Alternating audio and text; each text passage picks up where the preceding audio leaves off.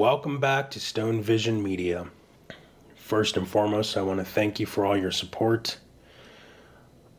This ministry is slowly but surely growing, and I can't express my gratitude enough. I really, really appreciate it. We here at Stone Vision Media really appreciate it. God bless all of you. If my words resonate with you, if the things that I've been saying carry some weight with you, hit that like button, subscribe, follow me on Instagram, TikTok. I'm even on Rumble. So yeah, come join us.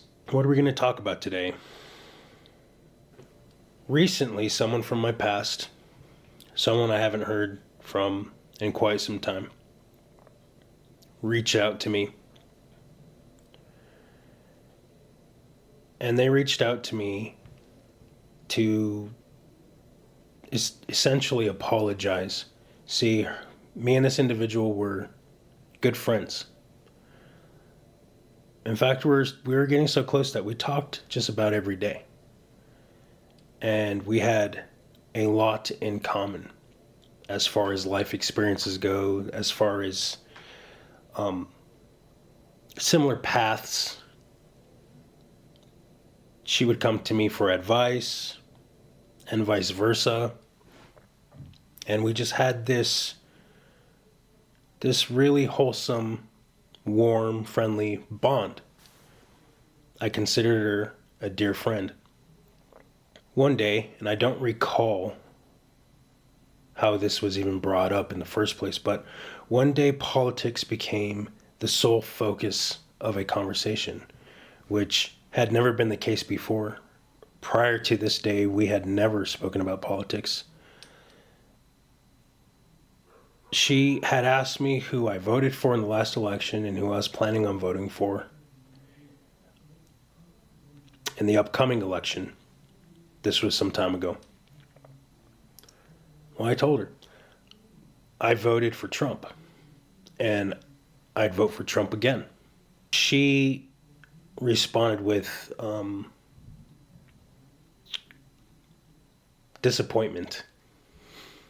And not just disappointment, almost a disappointment with a tinge of disgust.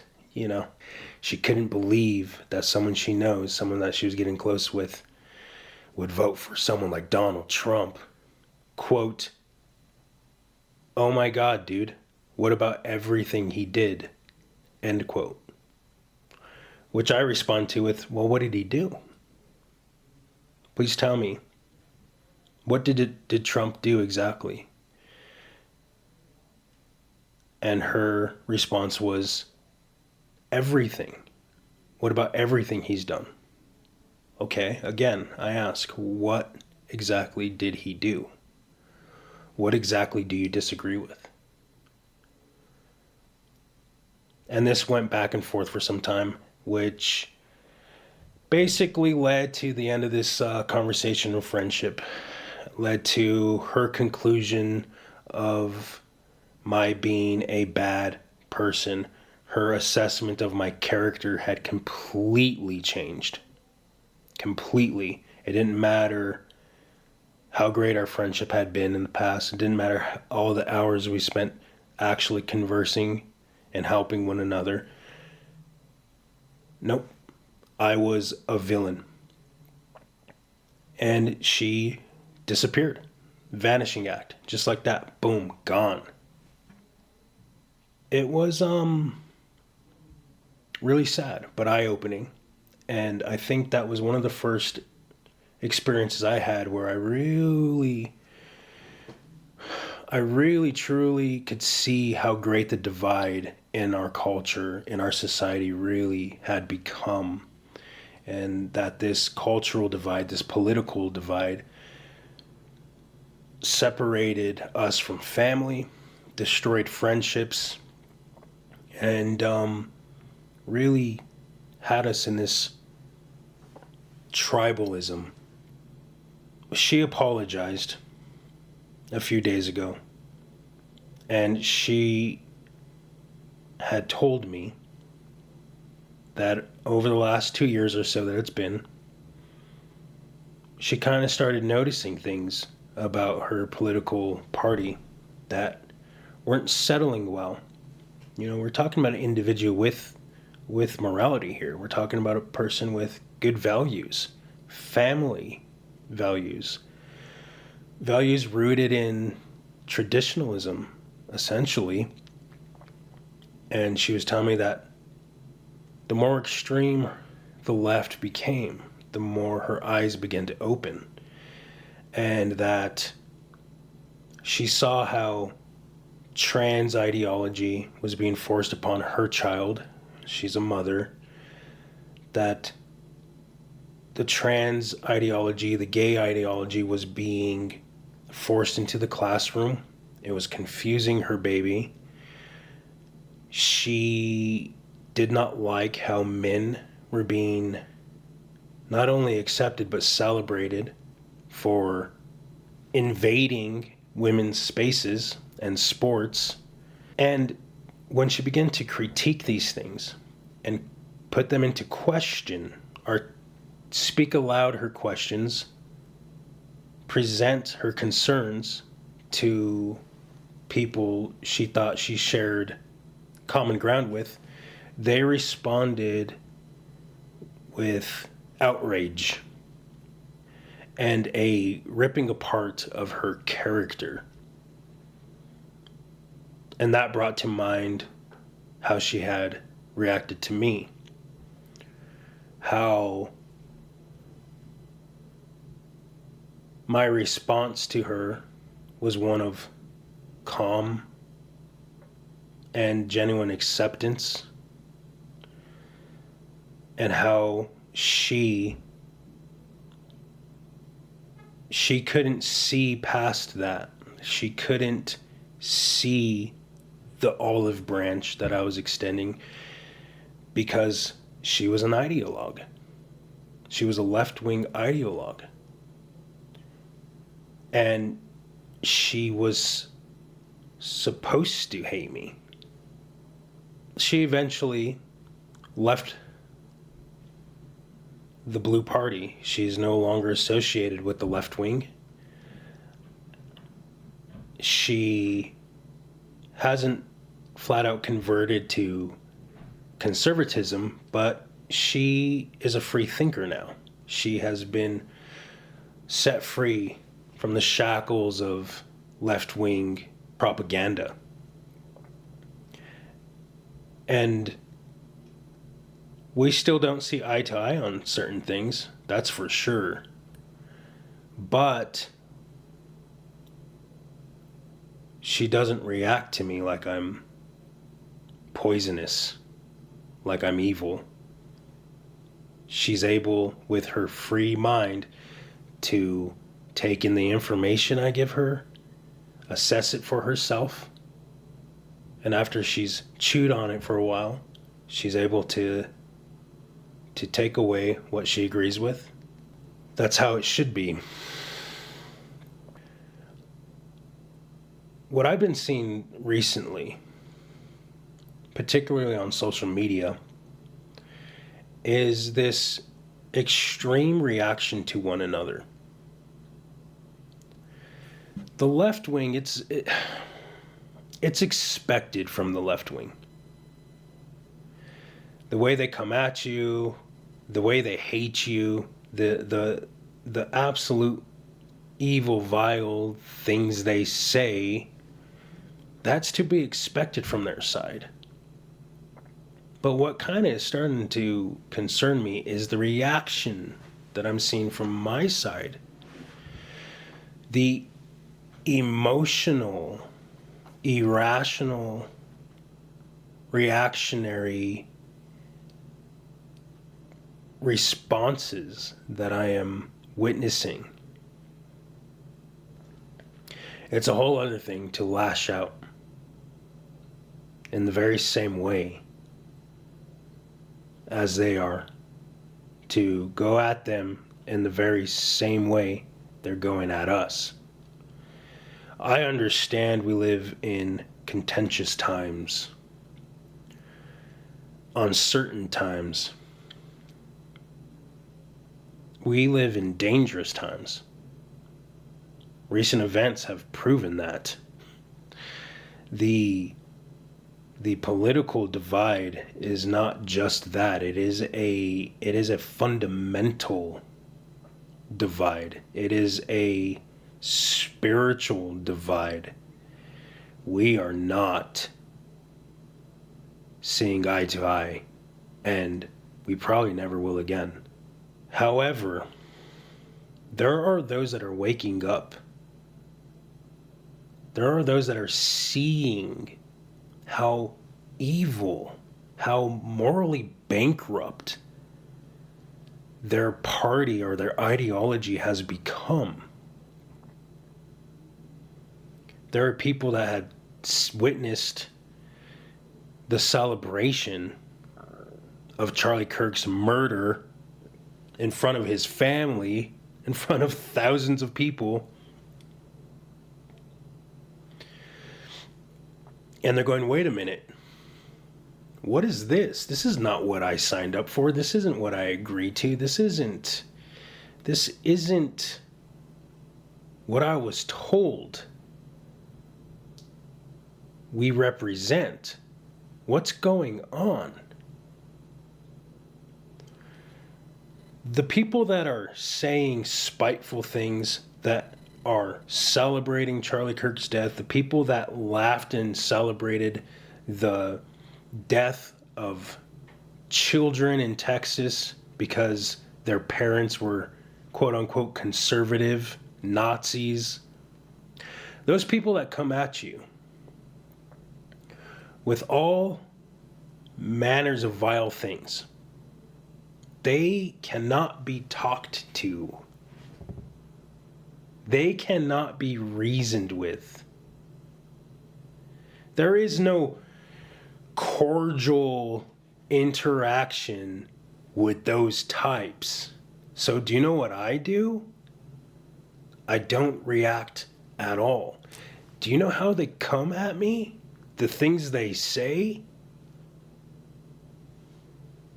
If I spent my time reacting to all that, I can't imagine how tired and bitter and utterly drenched in despair I would be. I would be absolutely miserable because I spent my time sinking down to their level, essentially. Now, why am I bringing all this up? Well, because my concern is, where is this headed? Where is this headed? What are we doing? We essentially are becoming them because we're so emotional and so reactionary. We're so quick. We're so quick to respond. Now, if I had responded to my friend in the manner in which I see some of you responding to your haters, who knows where she'd be now? Because I was calm, because I was rational, because I still presented my loving friendship towards her, because I didn't allow politics to corrupt my view of her character, she had an opportunity to see what true friendship is, to see past the politics. And ultimately, she came to realize her faults and she walked away from the left wing. I don't think I can stress that enough. She walked away from the left wing due to her encounter with someone from the right. It eventually led her to the truth. Not all of them are these insane people. Not all of them are these trans clowns in classrooms. Not all of them are these Antifa terrorists storming through our streets. Some of them are just people that were lied to. Young people who simply don't know better. What is concerning is that it's not just the conservatives that I see that are responding to this, it's also so-called Christians. Now, this is really detrimental to society. when the people who supposedly represent the one true God, who are given commandments to live Christ-like, do the exact opposite because of how they feel, because of their emotions, well, that's just disastrous.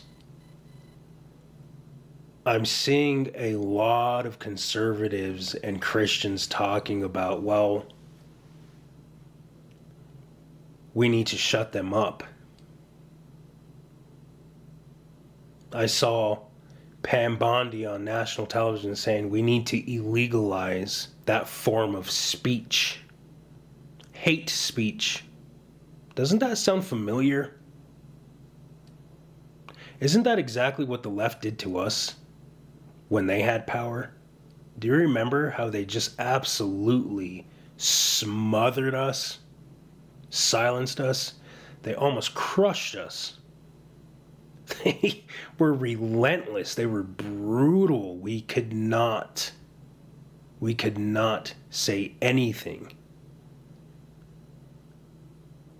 And the whole time this was happening to us, what were we doing? We were fighting back. We were screaming and advocating for free speech, free speech, free speech. Now that we have sway in culture again, now that we have the White House, we're essentially doing the same thing because we're angry. Because we fear what the left is capable of, because we've seen it. But I'm telling you right now, those lunatics that are saying mean things to you,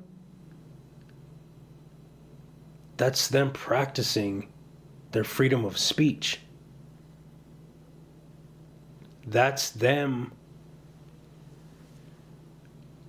manifesting their inherent right to freedom of expression, freedom of thought. I don't agree with it. I think it's disgusting. Of course I do. But we have to watch our reaction to it, because we can't be like them. Because if we silence them, what does that make us? Hypocrites. And those who claim to be Christian, that say all kinds of vile things. I understand your anger. I get your rage. I'm there with you. I feel it in my core. I wouldn't be doing this if I didn't. But we are held to a completely different standard. I said this last time, and I'm going to say it again. Trump isn't God. Trump is just a man. He was appointed by God. I believe that, but he's just a man with a job to do. And sometimes he says silly things. Things we're not allowed to say because we're Christian. And I guess that just brings me to the whole point of this is read your Bible. Because if you claim to believe in Jesus and hold Christian values, read what he said. Read Jesus's words. Words that were simple and very clear and very direct. He didn't try to convince anyone. He didn't try to manipulate anyone. He didn't curse everyone. He got angry, and he let the opposition know that he was angry, but he wasn't angry for some governmental established power. He was angry at the hypocrisy he saw in the people that claimed to know his Father. We have to conduct ourselves in the same manner. Speak your mind. Speak truth. And allow for the ears that are meant to hear it. Hear it. Be calm. Be rational. Be loving. Stop reacting to the demonic insanity. And hone your focus. Because we don't have a lot of time left. I don't know if you see what I'm seeing, but this is all going to burn to the ground, man. This is going away. And your patriotism, and your MAGA hat, and your whatever isn't stopping what's coming. Jesus is going to return, whether you believe it or not. And if you take a look around, things are speeding up. Tensions are increasing. It's on the horizon. So spend these last days here speaking truth and reaching those who will actually listen.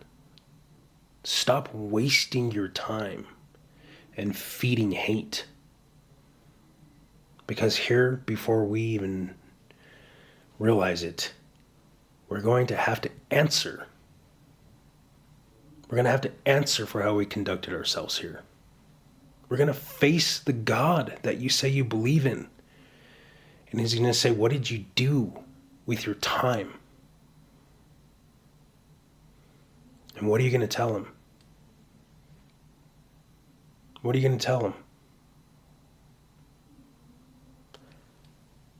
I lashed out at lost people on the internet. But I did it for you, God. You know what he's going to say?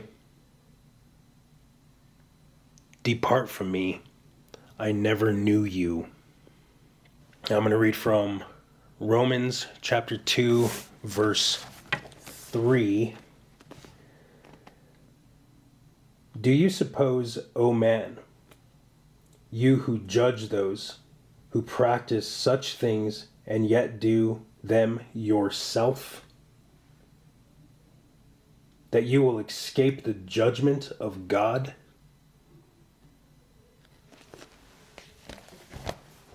That's saying don't be a hypocrite, because we all have to face judgment.